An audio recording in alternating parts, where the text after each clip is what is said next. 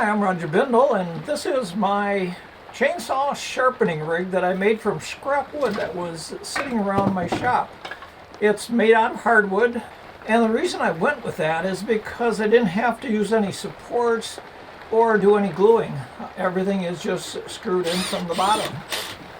And I used a dowel rod for the cam leverage because I didn't have a bolt around the house. This is the original design, but I modified as I went along.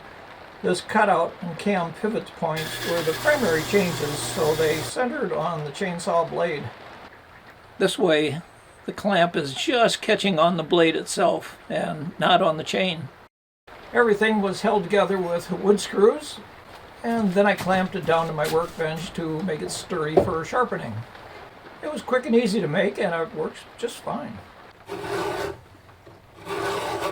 If you're wondering what that tapping sound is, it's raining outside today.